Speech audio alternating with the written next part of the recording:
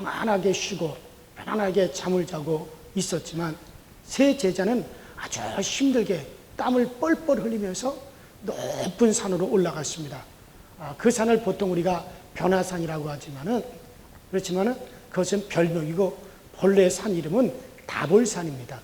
그래서 예수님과 함께 높은 산에 오른 제자는 이 세 명의 제자는 그 산 아래에 있는 제자들이 경험하지 못한 아주 신비로운 은혜의 경험을 하게 되는 것을 우리는 성경을 통해서 보게 되는데, 그러나 산 아래에 있었던 9명의 제자들은 그와 같은 은혜와 신령한 그 은혜를 경험하지를 못했습니다. 자, 오늘날에도 그 9명의 제자들처럼 그냥 평안하게 믿음 생활하는 사람들이 적지 않습니다. 그러나 편안하게 믿음 생활하는 그 사람은요, 산 아래의 은혜밖에는 받지를 못합니다. 그런 사람은 산 아래의 축복밖에는 받지 못합니다. 구원은 받아서 천국에는 가지만은 그러나 큰 은혜를 받지는 못합니다. 그러나 산 위로 올라가 베드로와 요한과 야고보가 힘은 들었지만 어렵게 땀 흘려서 주님과 함께 산 위로 올라가는 것이 힘은 들었지만은 저 산 아래에 있는 9명의 편안하게 있는 제자들이 경험하지 못하는 아주 상상도 못할 신비로운 은혜와 축복을 그들은 이제 입은 것처럼, 여러분, 남달리 열심히 예수를 믿고 남달리 열심히 신앙생활하는 사람은 그만한 큰 은혜와 또 은총 그리고 축복을 누리며 살게 되는 줄로 믿으시길 바랍니다. 반드시 그렇게 되어져 있어요. 결국엔 힘은 대로 되어지는 거예요. 우리 모두 이 양에 우리가 주님을 따라갈 바에는 이 양이면 9명의 제자들 말고 이 3명의 제자들처럼 되시기를 바랍니다. 자, 예수님께서 이 3명의 제자들과 함께 그 높은 다볼산 정산에 오르자마자 갑자기 주님께서 아주 신비로운 모습으로 예수님이 변화되셨어요. 변형되셨어요. 얼굴이 해처럼 밝아졌고 그 옷이 뭐 세상에서 빨래를 하더라도 그렇게 휘어질 수 없는, 뭐라고 말로 다 할 수 없을 정도로 그 옷이 아주 휘어지고 얼마나 찬란한 빛을 발하는지 이 3명의 제자들의 눈이 부셨습니다. 제자들은 그 광경을 보고 매우 놀라고 충격적으로 그와 같이 놀랐는데, 그런데 더 충격스러운 신비로운 한 가지 사건이 또 펼쳐졌어요. 그게 뭐냐면은 예수님이 탄생하기 전 1500년 전의 사람인 모세가 예수님과 함께 서 계신 거예요. 또 예수님이 태어나기 전 850년 전에 활동했던 엘리야 선지자가 내려와서 또 예수님과 함께 대화를 하고 있는 것이었어요. 그 분위기가 얼마나 평화롭고 거룩하고 은혜스러웠던지 거기에 그냥 도취된 베드로가 그 기쁨을 이기지 못해가지고 말을 했습니다. 주여, 우리가 여기다가 초막 셋을 짓겠습니다. 하나는 주님을 위해서, 하나는 모세를 위해서, 하나는 엘리야를 위해서 우리가 초막 셋을 여기다가 짓겠습니다. 그리고 여기가 좋사오니 여기서 사십시다. 자기들은 초막도 없고 먹을 양식도 없고 물도 없고 입을 옷도 없는데 친구도 없는데 이웃도 없는데 그냥 그 광경이 얼마나 평화스럽고 거룩하고 얼마나 은혜스럽고 얼마나 좋던지 그저 그들은 그곳에서 있고 싶었어요. 여러분들, 천국이만이 그저 기쁘고 좋았던 것입니다. 여러분도 그런 경험을 하게 되시길 바랍니다. 정말 그런 천국이 우리 가운데 임하면 너무 좋고 너무도 평안한 거예요. 자, 그 베드로가 그렇게 말할 때 하늘에서 빛나는 구름이 싹 내려오더니 그들을 싹 덮었어요. 그리고 하늘에서 음성이 들려왔습니다. 이는 내 사랑하는 자요, 내 사랑하는 아들이니 너희는 오직 저의 말만 들으라. 눈을 딱 들어보니까는 모세도 사라지고 엘리야도 사라지고 오직 예수님 한 분만 거기에 딱 서 계셨어요. 그러니까 구약을 대표하고 율법을 대표하는 모세도 예수님 앞에서 사라지고, 선지자를 대표하는 엘리야도 싹 사라지고, 오직 예수만 남았는데, 그때 하나님의 음성이 들리기를 오직 너희는 저 예수의 말만 들으라. 그러니까 여러분들, 우리가 모세의 말을 듣고 구약을, 아무리 구약에 이렇쿵저렇쿵 한 이야기가 많이 나오고 율법의 이야기가 많이 나와도 그것 듣지 말고 예수만 들으셔야 됩니다. 아무리 구약에 선지자들의 말이 많이 나와 있고 선지자들의 활동이 많이 있어도 그것 쫓아가지 말고 오직 예수만 쫓아가셔야 됩니다. 그래서 율법을 대표하는 모세도 사라지고 선지자를 대표하는 엘리야도 사라지고 오직 예수만 그곳에 남았고, 하나님은 오직 모세도 엘리야도 아닌 저의 말, 예수의 말만 들으라. 그래요.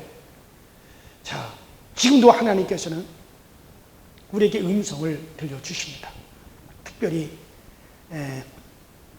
여러분들 새벽 기도에 잠을 포기하고 일어나서 교회에 나오는 사람들은 새벽에 들려주시는 하나님의 음성을 듣게 됩니다. 여러분들 편안하게 있는 9명의 제자들, 산 아래에 있는 9명의 제자들은 그냥 그 상태에서 그 정도의 은혜만 받았지만 편안한 곳을 포기하고 비록 땀이 흘리고 힘들더라도 주님과 함께 높은 산까지 올라간 그 3명의 제자들은 그런 특별한 음성을 듣고 특별한 은혜를 경험하고 특별한 신비를 경험했듯이 여러분들 마찬가지예요. 여러분들, 우리가 정말 우리 주님께서 새벽에, 이런 새벽에 일어나셔서 성전 가까이 있을 때 성전에 가서 기도하시고, 성전 멀리 있을 때는 이제 들판이든지 산이든지 성전 있는 쪽을 향하여 주님을 기도하신 것처럼, 여러분들 우리가 비록 새벽에 일어나는 것이 힘들고 어려워도 여러분들 정말 여러분 새벽에 주님 앞에 기도하셔서 정말 주님이 새벽에 들려주신 음성을 듣게 되시길 바랍니다. 그러나 새벽에 교회 나오기를 포기한 분들은, 새벽 기도하기를 포기한 분들은 그 음성을 들을 수가 없습니다.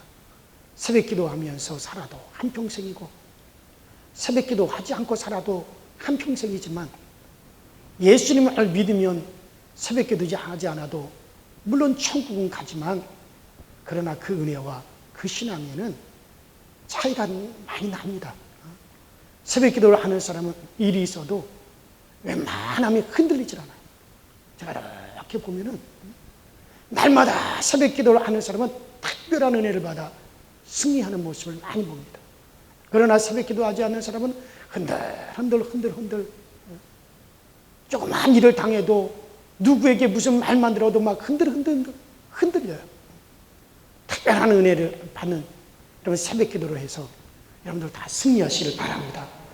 하나님의 음성을 듣고 두려워서 이 3명의 제자들이 그 산꼭대기에서 얼굴을 들지 못하고 막 두려워서 얼굴을 숙이고 꿇어 엎드려 있는 그 제자들, 우리 주님께서 손으로 그들을 싹 만지시면서 말씀하십니다.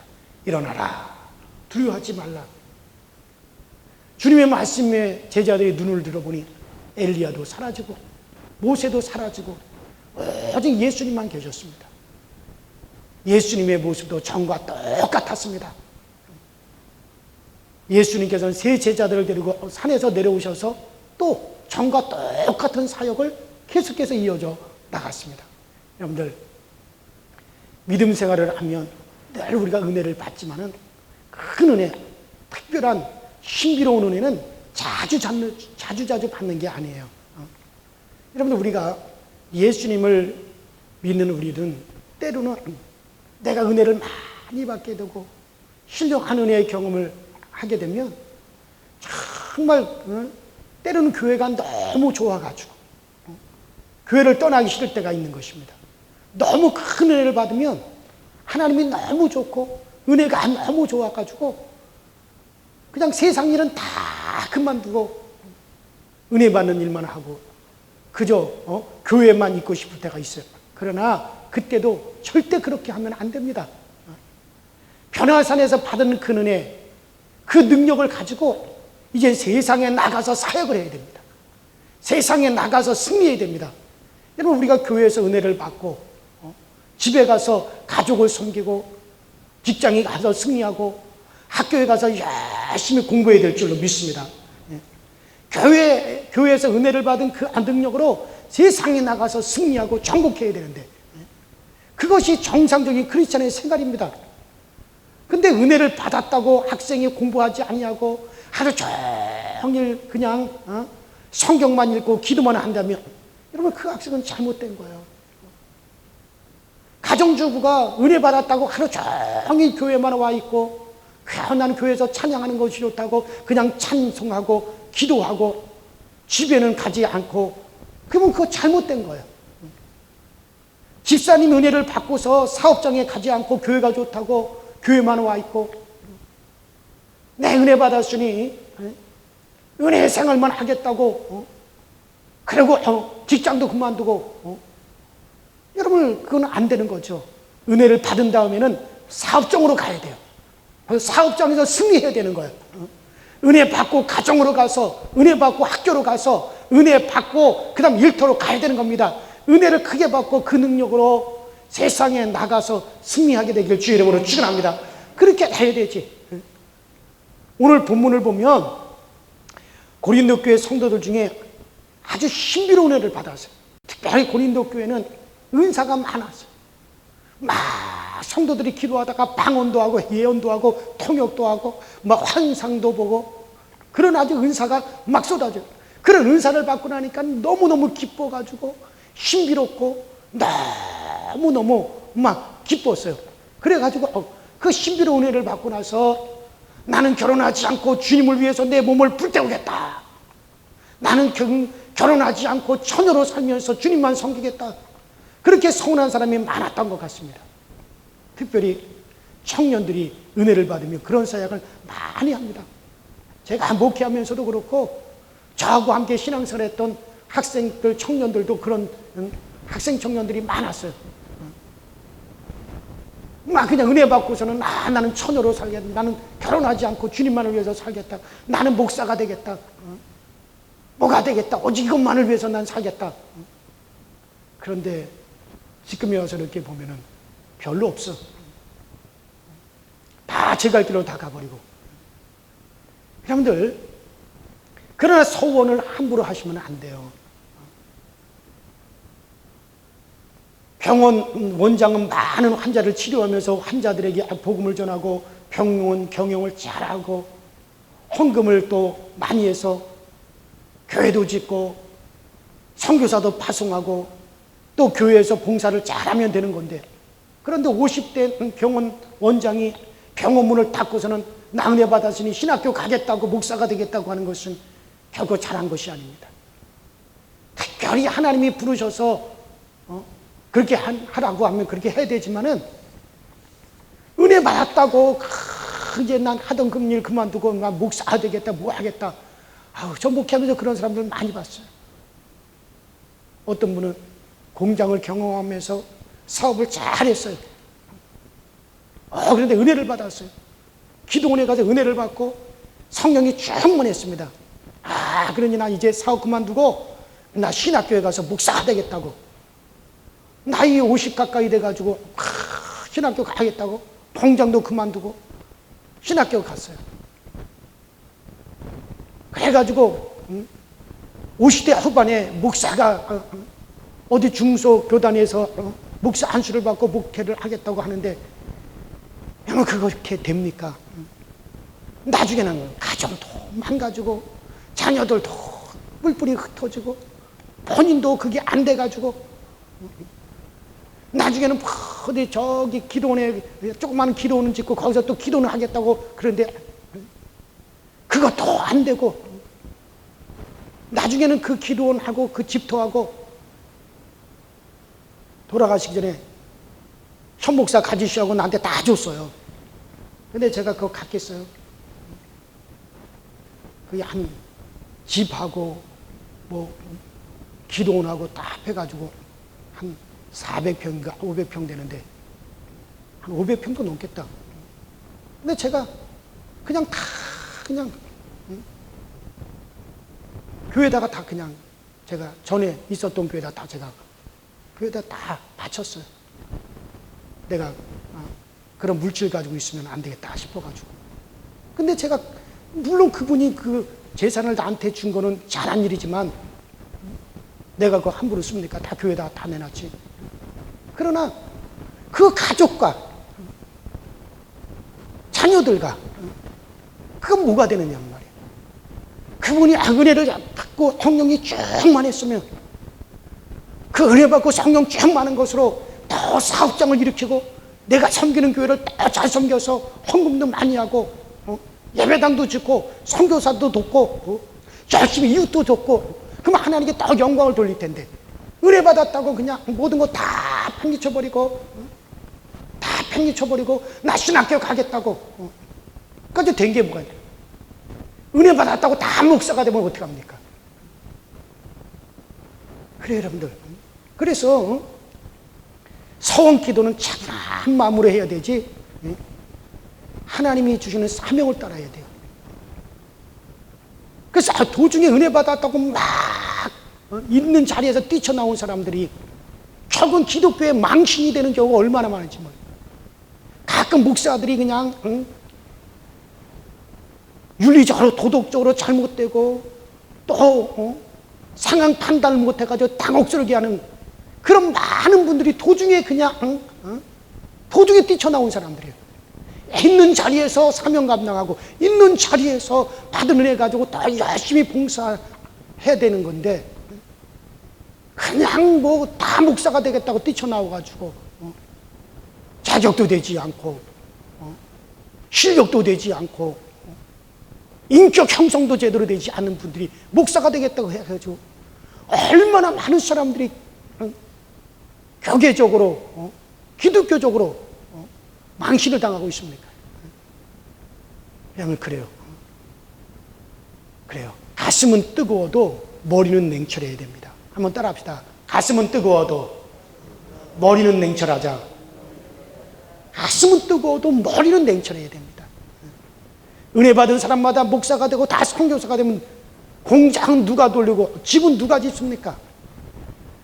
은혜를 받아 뜨거울 때 조심해야 되는데 이 고린도 교회 교인들 중에는 나는 결혼하지 않고 주님만을 섬긴다 그런 사람들이 막 더러 있었던 것 같아요. 그러니 그 부모들이 걱정이 되는 거예요.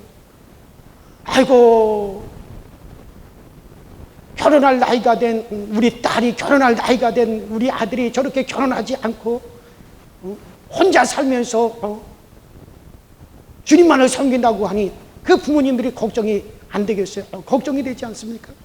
그러니 그 부모들이 걱정이 돼가지고 사도 바울에게 편지를 보냅니다. 아이고 바울 목사님 결혼하는 것이 좋습니까? 결혼하지 않는 것이 좋습니까?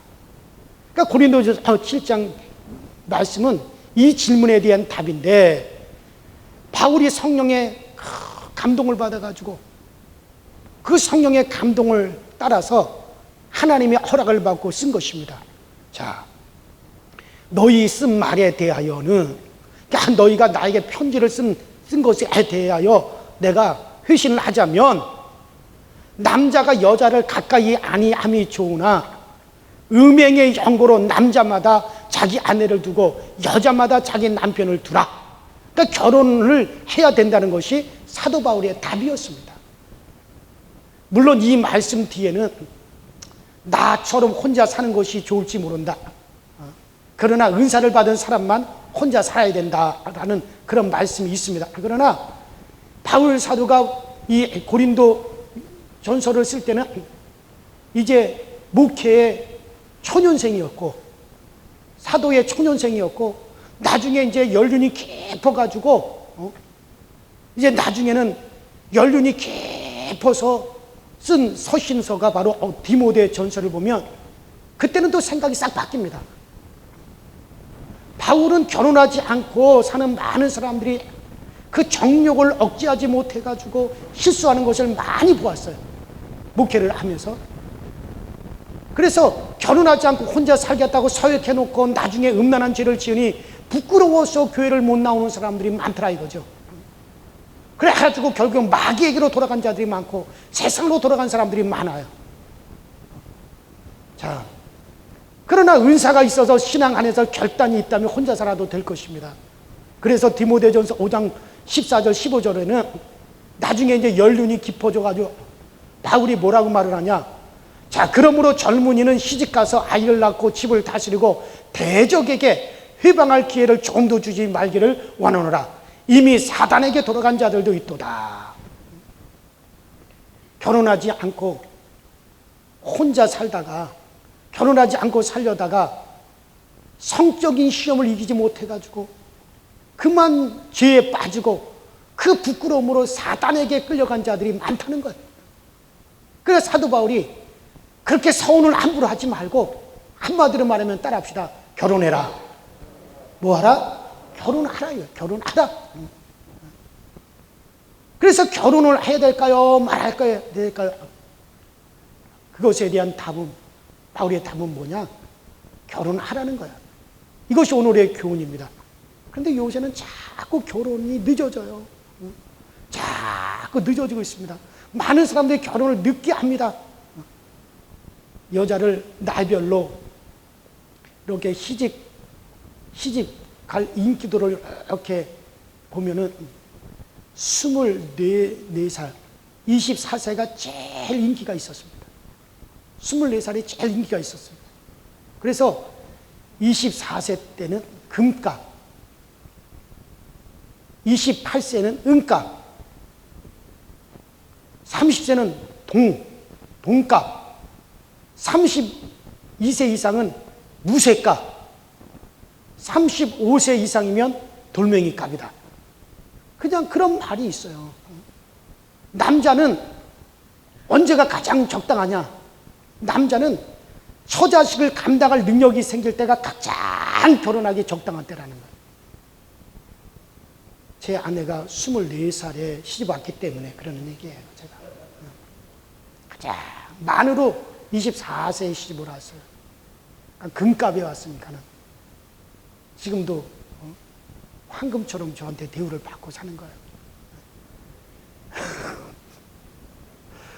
그러나 생리적으로 보면요, 여성은 23살 때 제일 그때가 건강하고 예쁘고 또 그때 결혼해서 낳는 아이가 모든 면에서 최고로 좋답니다.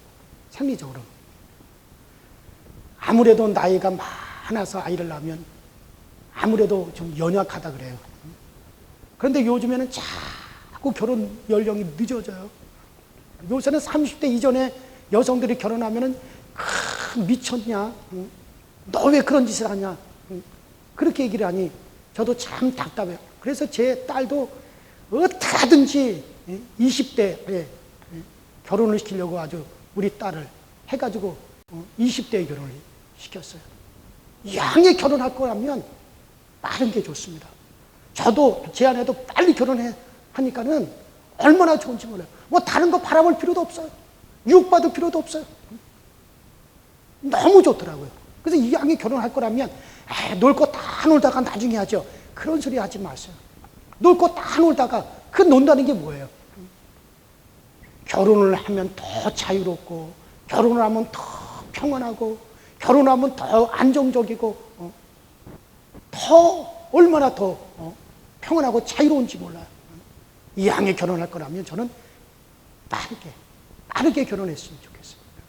자, 어제는 우리가 생각하기에는 내가 결혼하지 않으면 아내 걱정 없고 자식 걱정 없으니까는 정말 하나님만 기쁘게 해드릴 수 있으니 얼마나 좋을까?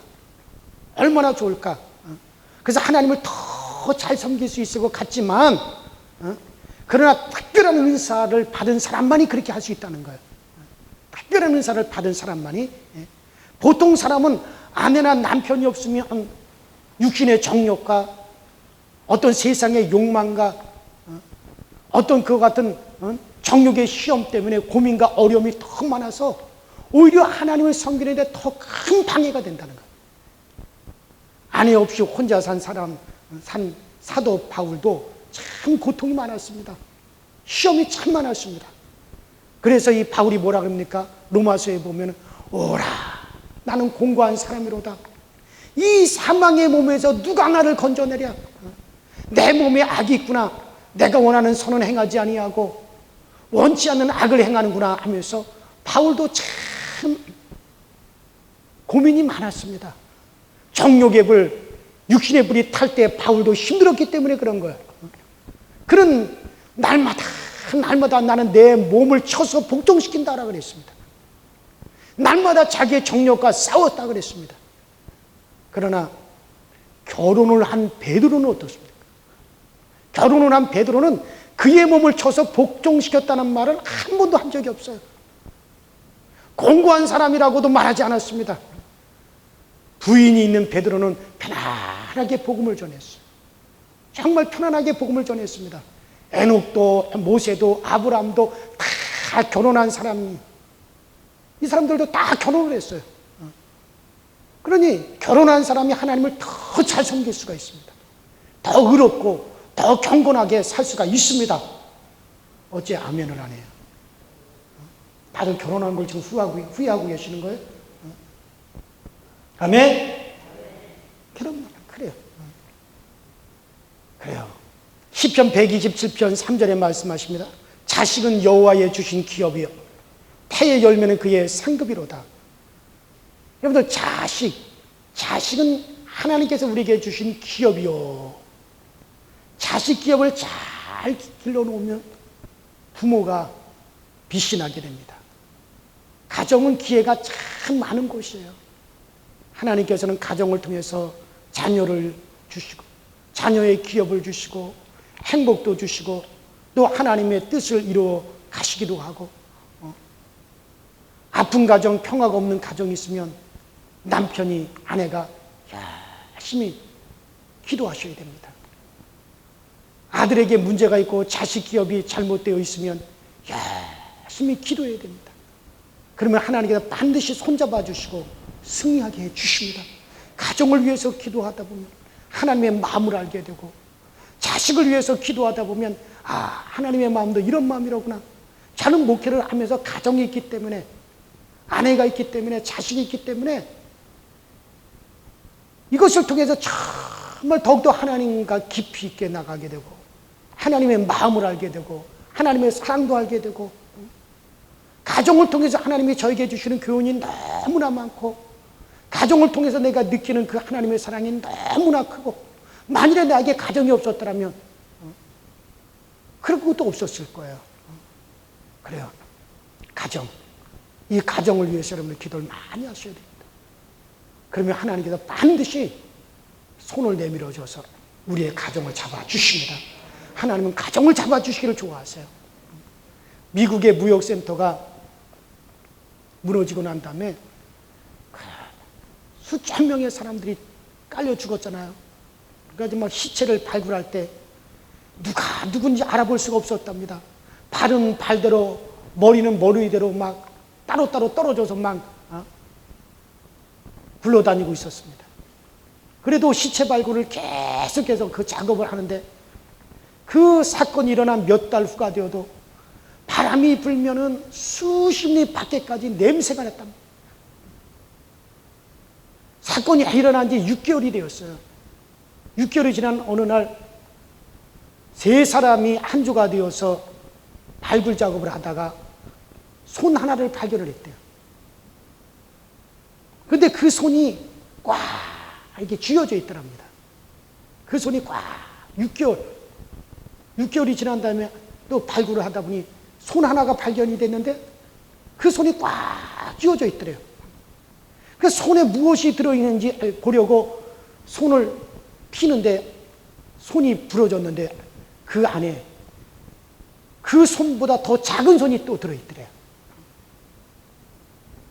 그러니까 그 안에 이 사람의 손을 꽉 쥐고 있는데 이 손을 펼쳤더니 그 안에 그 손보다 또 작은 손이 들어있는데 그 손이 애인의 손인지 친구의 손인지 모르지만 불에 타 죽어가면서도, 건물에 짓눌려 죽어가면서도 끝까지 그 손을 놓지 않고 그 손을 잡고 있었으니 얼마나 사랑한 사람이었겠습니까? 건물에 짓눌리고 불에 타서 죽어가면서도 그가 붙잡은 그 손을 놓지 않고 끝까지 붙잡고 있다가 죽은 거야. 그리고 또 막 건물이 붕괴되니까 손이 뚝 떨어져 나갔는데 그 손 안에 그 손이 또 들어있는 거죠. 얼마나 사랑했습니까? 손 안에 손, 죽으면서도 못 놓은 손이었습니다. 그렇게 손을 꽉 잡았지만은 함께 죽었습니다. 아버지가 자식의 손을 잡아주고 형이 동생의 손을 잡아주지만 여러분 그 손은 참 약합니다. 사람의 손은 참 약해요. 사람의 손은 약해서 잡아주어도 도움이 되지 않을 때가 참 많습니다. 그러나 우리 하나님의 손은 전능하신 손이에요. 우리 하나님의 손은 정말 전능하신 손이에요. 우리가 가정을 위해서 간절히 손을 들고 기도하면 그 전능하신 손으로 우리 가정을 잡아주십니다. 붙잡아 주시는 거예요. 하나님께서 우리를 잡아주시면 흔들 자가 없습니다. 저는 제가 가정을 이루고 살면서 참 위기가 많았어요. 어려움이 많았어요. 자식들에게도 어려움이 많았지만 한 번은 제 딸이 그냥 제가 목회 시작할 초에 어린아이가 막 다 죽어갔었어요. 며칠 동안 아무것도 먹지 못하고 뭐 병원에도 소용이 없고 그때 간절히 그 딸을 위해서 기도하는데 정말 내 등 뒤에서 손 하나가 딱 저를 향해서 손 하나가 이렇게 내밀어지는 걸 봤어요. 그 손에 피가 뚝뚝 떨어지는 손이었어요. 아, 저 손은 우리 주님의 손이로구나. 피 묻은 주님의 손이로구나. 그래, 내 가정은 주의 손이 붙들고 있다. 우리 가정에는 예수의 피가 흐르고 있다. 우리 주님께서 붙잡고 계시는 거야. 내 가정에는 예수의 피가 있기에 우리 주님이 우리 가정을 꽉 붙잡고 가신다. 그런데 참 놀라운 게 며칠 동안 정신을 못 차렸던 우리 딸이 그 자리에서 벌떡 일어났어요. 그건 생생하게 저나 제 아내가 경험한 사건이죠. 그 후로 정말 많은 어려움이 있었지만 정말 그때마다 우리 주님의 손으로 붙잡아 줬기 때문에 제가 목회를 할 수 있었고 제 가정이 설 수가 있었고 그래요.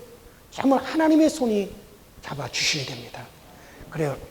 우리 하나님의 손이 여러분들의 가정을 붙잡아 주시고 그래서 정말 아무도 흔들 자가 없고 하나님이 우리를 세워주시면 방해할 자가 없습니다.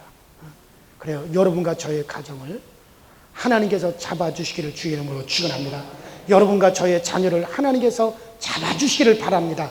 그래요. 결혼하여 가정을 이루고 자녀를 낳고 하나님께 기도해서 정말 여러분들 복된 가정을 이루게 되기를 주의 이름으로 축원합니다. 오늘 사도 바울이 그거였습니다. 고린도 교회 교인들이 이거 결혼을 해야 됩니까? 말아야 됩니까? 결혼하는 것이 좋습니까? 안 하고 사는 것이 하나님께 영광을 위해서 더 좋습니까? 바울에게 서신으로 물어봤을 때 그에 대한 편지 내용은 바로 결혼을 하라는 겁니다. 결혼을 하라는 겁니다. 결혼을 해서 가정을 이루고 정말 가정을 통해서 하나님께 영광을 올려드릴 수 있게 되기를 주의 이름으로 축원합니다. 우리 이 시간에 다 같이 합심해서 기도하실 때 하나님 정말 우리의 가정 정말 우리 가정 우리 하나님께서 붙잡아 주시고 주의 뜻을 따라서 우리의 가정이 이루어지게 하여 주시고 우리 자손들의 가정이 이루어지게 하시고 하나님 정말 우리 하나님의 손으로 우리 가정들을 꼭 붙잡아 주시고 우리 정말 자손들을 하나님께서 주의 손으로 잡아 주옵소서. 사람의 손은 약합니다. 정말 전능하신 우리 하나님의 손으로 잡아 주셔야지 정말 내 가정이 서고 내 자손들이 세워질 수가 있습니다. 정말 하나님의 그 큰 손으로 정말 나와 내 가정, 내 자손들을 붙잡아 주옵소서. 내일 수요일 이제 오전 11시에 온라인 중보 기도회가 있습니다. 여러분들 다 또 접속하셔서 함께 기도하는 시간을 갖도록 그렇게 하겠습니다. 우리 다 같이 주여 한번 부르시고 통소로 가정을 위해서 우리 자손들의 주의 손이 있고 붙잡기 위해서 우리 같이 기도하시다 자유롭게 우리 돌아가도록 하겠습니다. 주여 전능하신 하나님 아버지 주님의 감성 오늘도 우리에게 은혜 주시고 번쩍 주셔서 날마다 주의 손으로 우리를 잡으시고 주의 능력으로 우리를 잡아주셔서 나의 인격이 되고 성령님의 권능이 나의 능력이 되길 원하고 바라고 기도합니다.